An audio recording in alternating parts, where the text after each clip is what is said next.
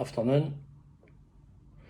I was at a I was at a rally, a type of group meeting yesterday in George Square, and I just went to listen.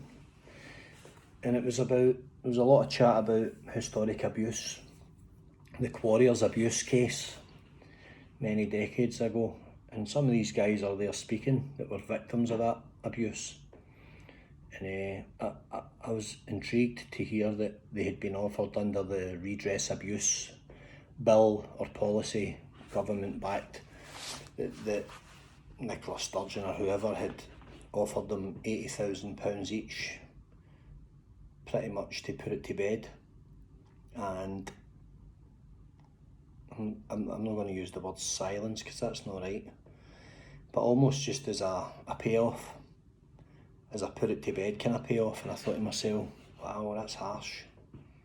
50, 60 years of living with that, 12 grand a year thereabouts.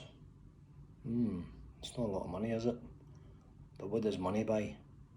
Well, it doesn't buy the healing for that's for sure. There was an old fella there talking, Jimmy or something, I think his name was, white hair, hat.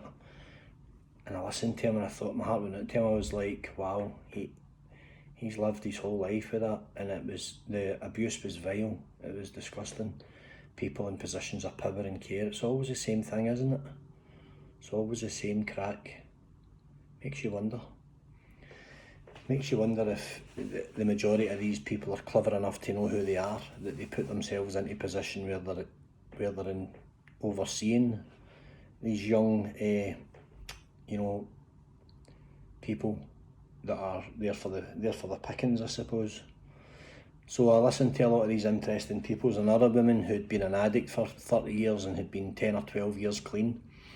Her life changed through historic abuse, child abuse from family members, stuff like that. She became an addict, life destroyed. And although she's probably not got much in life, she seemed to be in quite a decent place. She spoke out loud on a microphone with Strathclyde Police or Police Scotland looking on, listening, obviously there to keep the peace. I don't know, they were there in number as well with the vests on, and it's quite an intimidating apparition for some people when they turn up in numbers in a riot van or a meat wagon, as we commonly call them in Glasgow. But I wondered to myself, is there any need? Because these people are not here to riot. They're here to talk about something that should never have happened. Why the intimidation? Why the intimidation? What are you going to benefit out of intimidating these good people that are only here to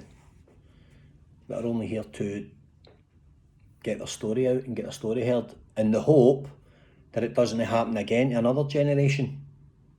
What's so bad about that? Why is no one allowed to speak? I've had 2 days here in Glasgow, and I'm been all over the city again today. Up in a different end of the city, up around Downhill. Yeah, just on the coffee shop trail, chasing the buzz, chasing the caffeine buzz, talking to people. Met an interesting guy, an artist, in a shop window. I was looking at a chair, a nice chair, it had a bee embroidered on it. It caught my eye, and he was looking at it, and I says, I'll fight you for it. He was laughing. Showed me some pencil drawings he does. Amazing talent. He's never made a penny for it. They were absolutely amazing. And we got talking about some stuff. Just a really interesting guy. And then I met another guy who's an actor. I met him in another coffee shop getting a coffee earlier this morning, and he says, we're talking away and stuff, and his change came to him, and he had a £2 coin, and it had a Shakespeare, the £2 coins with the stuff, and he gave me it. He went, here's a wee Lux penny, well, that's my term, a Lux penny I give somebody. And he gave me, he went, there you, that's for luck, buy your next coffee. It was interesting, and it was nice, him, nice guy. And we were just laughing because we both had the same kind of train of thought in regards to when you're walking in a queue or you're standing in a shop, everybody's jumping out your road with this mind conditioning that's going on just now on a grand scale. And he's like, no. And I says, don't jump out my road. And he went, don't you jump out of mine. I went, I'm not going to. I'm going for it. You know, we don't have leprosy. So, aye, none of the jumpy stuff happened today. Glasgow's got so many amazing people. But these people up here, this is a movement that's kind of started by a girl called Laura Steele. And she's out there doing her thing about, you know, talking. They're capturing quite a few subjects. I'm not going to go off on a tangent into them. But this historic abuse thing is the tip of the iceberg. It is coming back, and it's coming out to haunt and tarnish the history of this country. It's absolutely rife. It's unbelievable. It's in every single industry, every single corporation, every single place of education, retreat, sanctuary, religion. It's everywhere. It's everywhere. And then if you go and Google, and if you're not unaware of it, you go and view all those young orphans sent to places like the Northwest Territories in Australia and Canada as servants. All their records lost, all of them. Some of them are still alive. Talking about at 4 and 5 and 6 years old, being put to work 15, 16, 17 hours a day in the Northwest Territories, the outback, in horrific subhuman conditions, and basically used as slaves for food and made to sleep as children in barns and in outhouses and outbuildings. No power, no water, no light, no warmth, no humanity, no nothing, no nothing at all. Unbelievable. You know, I've got a boy that's not much older than that, and when I think about how he lives with his mum, with the love that he gets from his mum, from me, from his family, you know, from his sibling, his brother, safe house, bed, you know, dogs, family, good balance, good food, can get in the fridge, there's stuff there, you know. And then I think, imagine him not knowing us and being taken away, shipped across the world and put with strangers and flung a rag to go and live in a barn. What the fuck is going on? I mean, this happened, and this got okayed by the British government, who thought it was a good idea. Jesus Christ, man. No wonder I'm not religious and don't believe in any of it. If there's a God, he's got a bloody sixth sense of humour, I'll tell you that for nothing. So, if you take a day out away from your life, away from the monotony of everyday stuff, and if you can get a day away or even a few hours, you should go somewhere and just put your phone away, turn it off or leave it in the house and go and wander around and talk to strangers. Literally just have a chinwag with folk over a coffee. Some very clever people out there. I love listening to people, what they've got to say, and just hear it.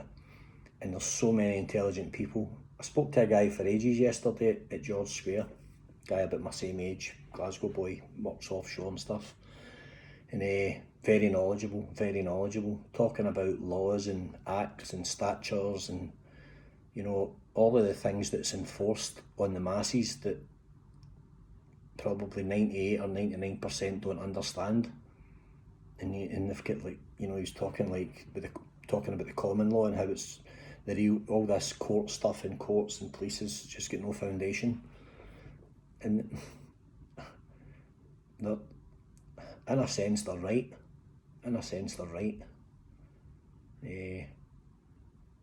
People are waking up. People are definitely waking up. It's amazing. Quite an interesting day yesterday. Gave me a lot to think about last night. Very humbling listening to these men and women about their lives and how it affected their lives, and sad, really sad. £80,000 or a one-off payment, you know, that's the maximum. It's 10,000 statutory, you know, standard payment, but you have to apply for it. I read up on it this morning when I woke up, and you have to apply for it. numerous applications, numerous interviews. You have to be means tested. You've got to be means tested. Even though there's records of you being there during the height of the abuse, you have to be means tested by a team of specialists to see if you fit the bill. Are you damaged enough? Are you damaged goods? Do you show enough signs of damage? Have you self-harmed enough over the last 40 or 50 years? Have you got enough cuts in your arm? Have you consumed enough alcohol and drugs to drown it out that you can justify this whopping 10 grand? 10 grand doesn't change the life of people that live in the breadline all their lives anyway. They very quickly spend it, perhaps trying to make more money through gambling or bad advice or scratch cards or anything, because they've never had money, they don't know what to do with it. Maybe take the money and stick it up your arses, or use it instead of paying consultants to come and tell you what you already know, and giving money to silly people, lifelong students that take grants for 30 years and never do a day's work, that do studies on how society's damaged by this and that and the next thing, and they keep taking this grant money and keep writing bits of paper and call themselves peers. Maybe take the money and change the problem. Why isn't there CCTV in every single nursery, school, hospital ward and area of any type of adult-child interaction? Why isn't there recording equipment? The cheapest thing in the world these days is CCTV. Why isn't it compulsory in every single public, private place? Anything that's classed under a corporation where it could happen, why isn't there recording? Accessed only by one member of an outside agency and one member of the corporation with no ties, and it can only be done in a lawful way, you know. And if you go into a private school, for instance, or a nursery, and there's been a suggested incident, and you go in and they say, oh, the CCTV's not working, or the hard drive's broke, we'll shut you down then. Because for the cheapest technology that's available, it's peanuts to install anywhere as standard. If there's any suggestion or anything, you could capture the moment and say, well, it did happen or it didn't happen. It's really, really simple. Obviously it wasn't available back then, but it is available now. There's no excuse for it these days. It's still happening rife. There's no excuse for it. There's no excuse for it in care places, schools, boarding houses, boarding schools, you know, religious buildings. There's no excuse for it. Something's going to need to change. These people that are going to these rallies and standing, and there might only have been 50 or 60 or 100 or 150 yesterday, but it doesn't matter, it's a voice. And it's like that spark, when you fan the spark, when you fan the flame, it becomes a raging fire. These people are going to be heard eventually. Eventually they're going to be heard. They just need the right person to hear it. And it's happened to the right people as well. You know, there's people out there that are very well known that have suffered stuff like this. Sooner or later someone's going to take the bait and back these people and get their voice up there where it should be, up above all the other self-righteous, all these, you know, politicians all trying to feather their own nest that don't care about anybody. These people have got a voice. They've got a voice in Glasgow, that's for sure, and they're going to be heard. I got my eyes opened yesterday, honestly. I just stood for hours in the rain and listened to these guys, and yeah, you get two emotions. You're in awe of their bottle, and you're heartbroken at their history. It's polar opposites. You know, you want to give them a round of applause at the end of the day, because they've got the guts to stand up in the face of a society that has tabooed them and discriminated against people that are lesser or have had the hard road, or their lives been made difficult because of their upbringing. And as all these levels of class, they're looked down on. You only need to cycle across Glasgow or go across it by car or walk or anything, and go from one end 2 mile away to the other. Go for the Gorbals and look at poverty on the outskirts of the Gorbals, or the way it was 20-30 years ago, and cycle a mile up by the West End to Down Hill or Westbourne Gardens or somewhere like that, and look at the class divide. There's a river out there, and that's where, that's what divides Govan, Renfrew, Linthouse, poverty, and you just come up the hill here and you get wealth, serious wealth. Hopefully in our lifetime, hopefully in my lifetime, they'll redress the balance. But there's a voice, there's people talking, and there's movements starting. There's some really, really interesting people speaking. If you can get by all the shit and all the adverts and all the crap and all the fake stories and all the fake narratives and the plastic media and the nonsense that they want you to believe, and look for the real people with the real voices, with the real stories, they're the inspiration. They're why I go about, they're why I jump in the bike and go and listen and talk and stand in the rain and find these people, find these gatherings and crowds and listen to people's stories. They're the real people. They're the real people. The real people are not in the fancy places like Holyrood representing us, and in the corporations and in the top floors of the skyscrapers. They're not representing anybody. They're representing themselves, their own empires and their own bank balances. The real people are on the streets, they're on the cobbles, standing with not a penny to their name usually, but with passion and fire in their belly, and an agenda which is to redress the balance and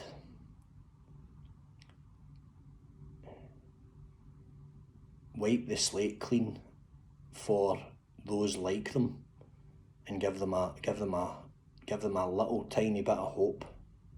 Money's not going to do that.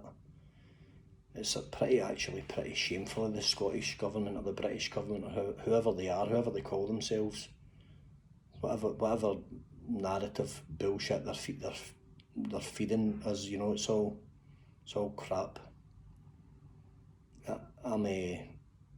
My mind's mashed with some of these stories I heard yesterday. Absolutely horrific.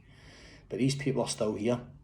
A lot of them won't be. But yesterday, I saw a bit of hope in some of their faces. Probably for the first time in their lives, they had a bit of hope because they had an audience.